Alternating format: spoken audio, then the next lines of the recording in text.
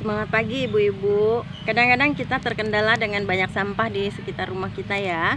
Nah, mungkin solusi praktisnya adalah dibakar atau masukin tempat sampah, nanti dibuang ke tempat pembuangan akhir. Tapi itu bukan solusi ibu-ibu, karena sampah-sampah yang kita buang ke TPA itu nanti akhirnya akan dibakar, atau kalau belum dibakar dibiarkan saja, itu akan menumpuk dan akhirnya menimbulkan gas metana yang sangat berbahaya. Ya, gas metana ini mudah terbakar dan sangat beracun.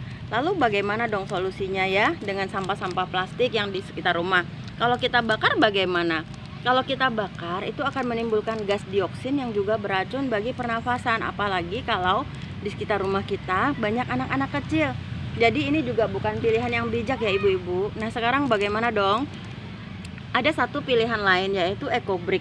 Ini ya EcoBrick ya ibu-ibu.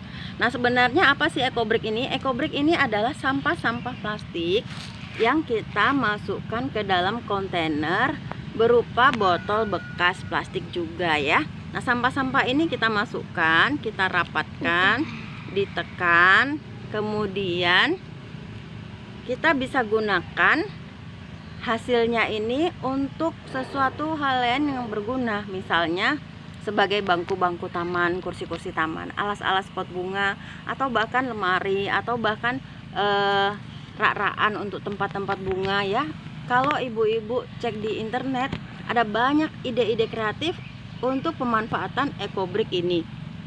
Ya, bahkan EcoBrick ini di beberapa tempat seperti di Bali ya, dan beberapa tempat yang lainnya digunakan sebagai pengganti bata loh ibu-ibu, sebagai pengganti batako, batu bata ya. Jadi ditumpuk-tumpuk sebagai dinding, sebagai pengganti bata, dan dilapis semen, dicampur semen untuk membangun suatu dinding.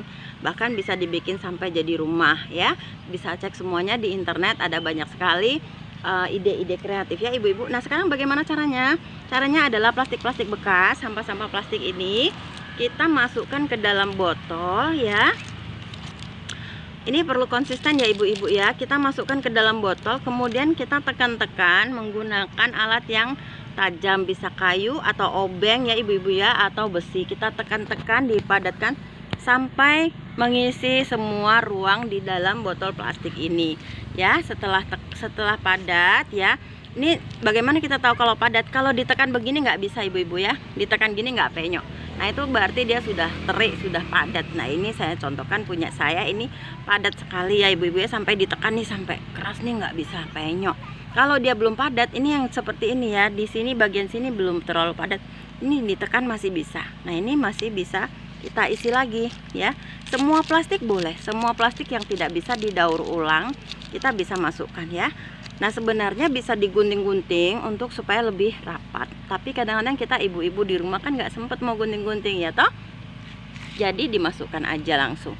Baik, begitu ya ibu-ibu, kita mulai dari diri kita sendiri, dari dapur kita sendiri untuk menjaga lingkungan supaya tetap bersih dan sehat. Salam hijau, ayo manfaatkan apa yang ada di sekitar untuk kebaikan dan kebermanfaatan yang lebih baik lagi. Terima kasih.